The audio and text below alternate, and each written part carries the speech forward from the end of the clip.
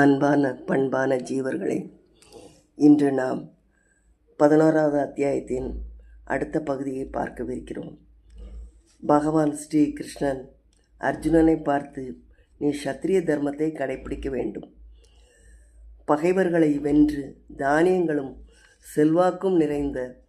செல்வங்களும் நிறைந்த அரசை அனுபவிப்பாயாக என்று கூறி அர்ஜுனனை போர் புரிய தூண்டுகிறார். இதையெல்லாம் கேட்ட அர்ஜுனன் பகவானை பலவாறு புகழ்கிறார். பரமபதம், உலகனைத்தும் நிறைந்தவர், இல்லாத இடமில்லை, வாயு தேவன், யமன், அக்னி, வர்ணன், சந்திரன், பிரம்மா என எல்லோரும் நீங்களே. உங்களுக்கு முன்புறம் இருந்தும் பின்புறம் இருந்தும் நமஸ்காரம், எல்லா புறமும் இருந்து வணங்குகின்றேன் என்று பாராட்டிவிட்டு பகவானின் பெருமை தெரியாமல் தாம் செய்த பிழைகளை பொறுத்தருள வேண்டும் என்கிறார். அதாவது கிருஷ்ண, யாதவ, நண்ப என்று அலட்சியமாக துடுக்காக அழைத்ததையெல்லாம் பொறுத்தருள்க என்கிறார். அர்ஜுனன் அன்பிற்கு கட்டுப்பாடு கிடையாது. பெருமைக்குரிய மனிதர்களிடம் பேசும்போது சிறுபேர் அழைத்து பேசியதன் பிழைகளை மன்னிக்கும்படி கூறுகிறார்.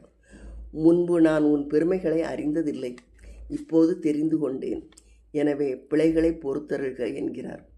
மூவுலகிலும் உங்களினும் மேம்பட்டவர் யாரும் இல்லை. தந்தை தனையனையும், கணவன் மனைவியையும், நண்பன் நண்பனுடையவும் குற்றங்களை பொறுப்பது போல நீங்கள் என் குற்றங்களை பொறுத்து கொள்ள வேண்டும். நான் செய்யும் துதி தங்களின் நிழலை கூட தொட முடியாது. ஆனால் இந்த விஸ்வரூபத்தால் என் மனம் பயப்படுகிறது.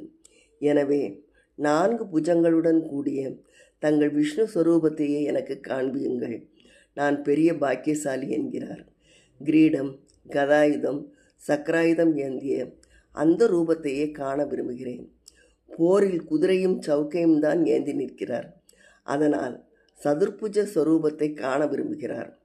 யசோதைக்கு தன் வாயில் உலகத்தை காட்டியதற்கும், கௌரவர் மன்றத்தில் பீஷ்மருக்கு உலகத்தை காட்டியதற்கும், இப்போது காட்டிய விஸ்வரூப தரிசனத்திற்கும் வேறுபாடுகள் நிறைய உள்ளன. உன்னை தவிர வேறு யாராலும் இத்தகைய ரூபத்தை காண இயலாது.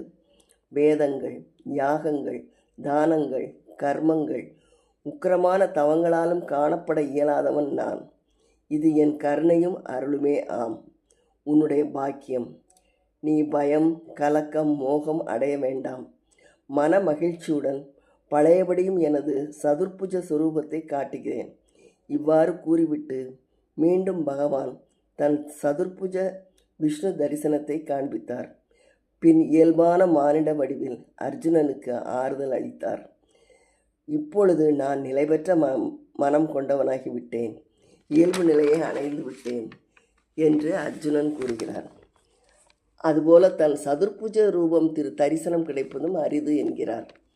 அர்ஜுனா, எவன் ஒருவன் செய்ய வேண்டிய எல்லா கடமைகளையும் என் பொருட்டே ஆற்றுவானோ, என்னையே அடையத்தக்க மேலான கதியாக கொள்வானோ, அந்த அனன்ய பக்தன் என்னையே அடைகிறான் என்று பகவான் கூறுகிறார். இத்துடன் 11வது அத்தியாயம் நிறைவு பெற்றது என்பதை கூறி அடுத்த நிகழ்ச்சியில் பார்ப்போம் என்று கூறி விடைபெறுகிறேன். நன்றி, வணக்கம்.